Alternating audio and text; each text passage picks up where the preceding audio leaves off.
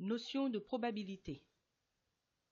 Pour résoudre certains exercices de probabilité, il est quelquefois utile d'utiliser un arbre pondéré. Cet arbre permet de mieux visualiser la situation et d'aider à la résolution de l'exercice.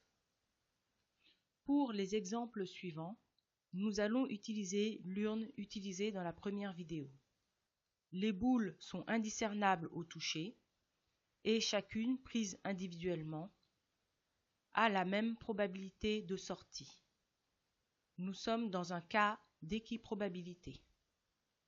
Dans la vidéo précédente, nous avons déterminé la probabilité de tirer une boule rouge, la probabilité de tirer une boule verte et la probabilité de tirer une boule bleue. Maintenant, voyons comment calculer la probabilité de tirer 2 boules rouges lors de 2 tirages successifs avec remise. Pour cela, nous allons construire un arbre pondéré. Lors du premier tirage, nous pouvons obtenir une boule rouge, une boule verte ou une boule bleue.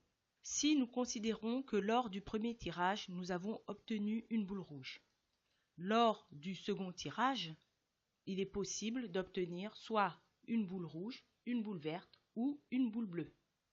En procédant de la même manière pour la boule verte et la boule bleue, il est possible de remplir notre arbre pondéré.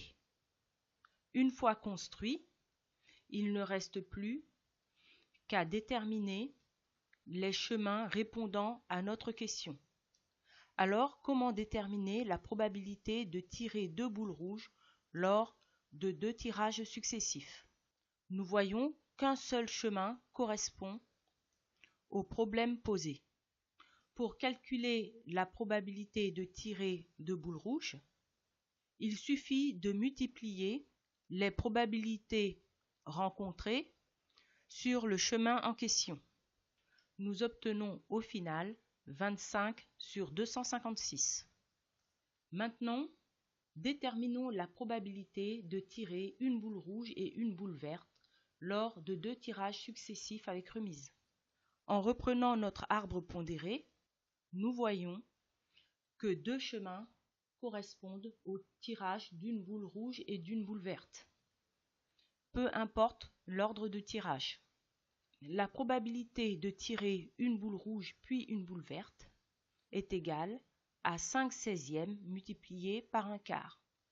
Celle de tirer une boule verte puis une boule rouge est égale à un quart multiplié par 5/16. Nous obtenons les probabilités suivantes. En additionnant les probabilités obtenues, nous obtenons la réponse à notre question. La probabilité de tirer une boule verte et une boule rouge est égale à 10 sur 64. En simplifiant la fraction, nous obtenons 5/32. Dans cet exercice, nous n'avons pas tenu compte de l'ordre dans lequel les différentes boules ont été obtenues. C'est la raison pour laquelle nous avons additionné les probabilités.